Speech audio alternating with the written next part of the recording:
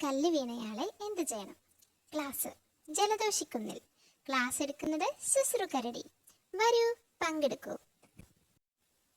വഴിയിൽ ആരെങ്കിലും ബോധം പോയി കിടക്കുന്നത് കണ്ടാൽ നിങ്ങൾ എന്ത് ചെയ്യണം? ബോധം എവിടെ പോയെന്ന് തിരയണം. അല്ല, ബോധം കേട്ടത് തലയിൽ കല്ല് വീണിട്ടാണോ എന്ന് ആദ്യം അറിയണം.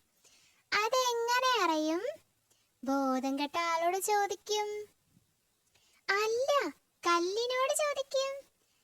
തലയിൽ കല്ല് വീണ മുറിവുണ്ടോന്ന് നോക്കിയാ പോരെ? അത് മതി, അത് മതി. കല്ല് വീണിട്ടാണെങ്കിൽ ഉടനെ ബോധക്കേടുകാരനെ എടുത്തുകൊണ്ട് പോകാം.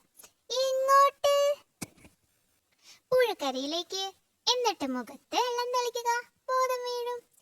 വീണില്ലെങ്കിലോ? എങ്കിലൊന്ന് കുലുക്കി വിളിക്കുക, ബോധം വീഴും. വീണില്ലെങ്കിലോ? എന്നിട്ടും ബോധം വീണില്ലെങ്കിൽ ഒന്ന് ഇക്കിളിയാക്കുക, ബോധം വീഴും. വീണില്ലെങ്കിലോ?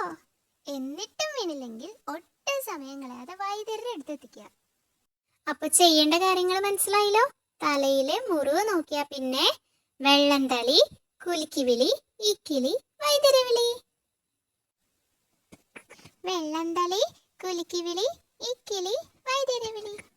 അയ്യോ, ശരു, തലയിൽ കല്ല് വീണ ഒരു പുലിയെ രക്ഷിക്കാൻ നോക്കിയതാ. അതിനവന്റെ ചേട്ടൻ എന്നെ തല്ലം. തലയിൽ മുറിവ് കണ്ടു, വെള്ളം തളി, കുലുക്കി വിളി, ഇക്കിളി എല്ലാം ചെയ്തു.